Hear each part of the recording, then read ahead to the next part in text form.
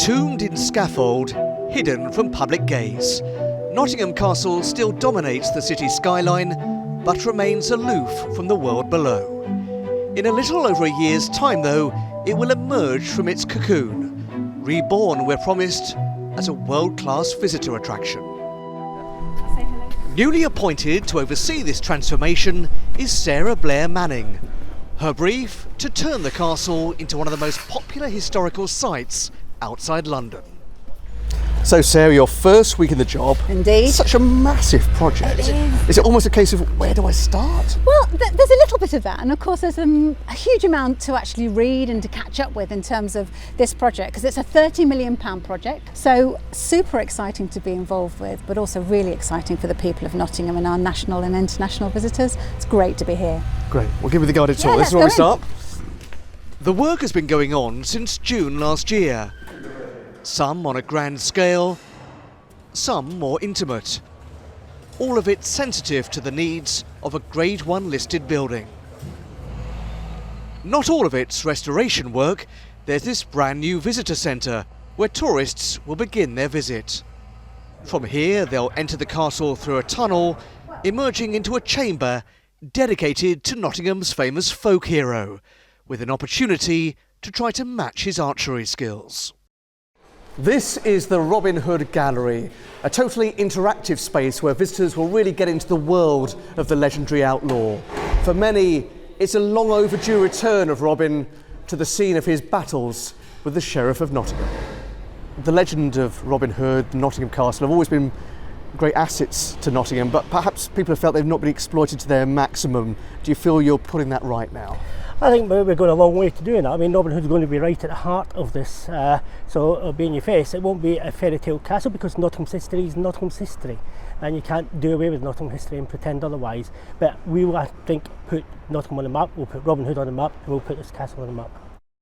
There'll also be exhibitions covering everything from the castle's bloody history to Nottingham's love of lace. They'll be housed here in the Ducal Palace, which is getting a well-needed facelift. Once home to the Dukes of Newcastle, it's now home to a small army of workers, laying down tons of Peak District sandstone, applying 660 litres of paint.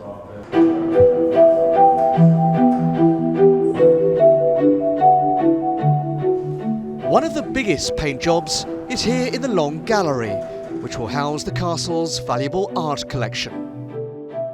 This was magnificent before, wasn't it? So there's something you have to really take care of, don't you, with the way it was? I mean, just look at it. I mean, it is a beautiful space anyway, but the work done here is incredible. Yeah. And when you see it, full with lighting, full with the beautiful objects that we've got as part of the collection, it will be absolutely incredible.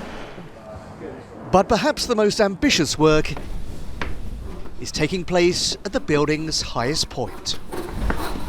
Wow. The project manager, Richard Oldfield, is showing me how his team are stripping, replacing and waterproofing the roof structure, all beneath a mesh of metal which, if laid end to end, would stretch 15 kilometres in the air.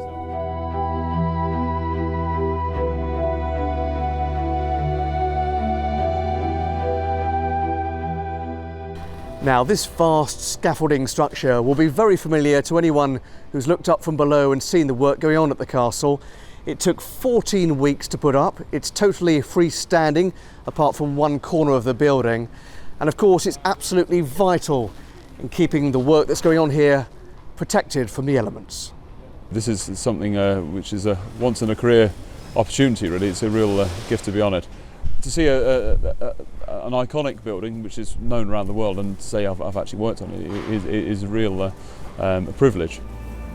This time next year, the work will be coming to an end, ready to open to the public in early 2021. Down the years, this iconic building has been a battleground in the English Civil War and set on fire by rioters.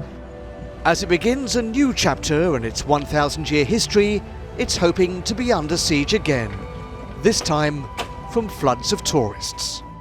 I'm absolutely pumped about it, really. I mean, it's such a brilliant thing to be part of, and so long as we can keep all of that enthusiasm along with the quality exactly where we want it to, it's bound to be a success.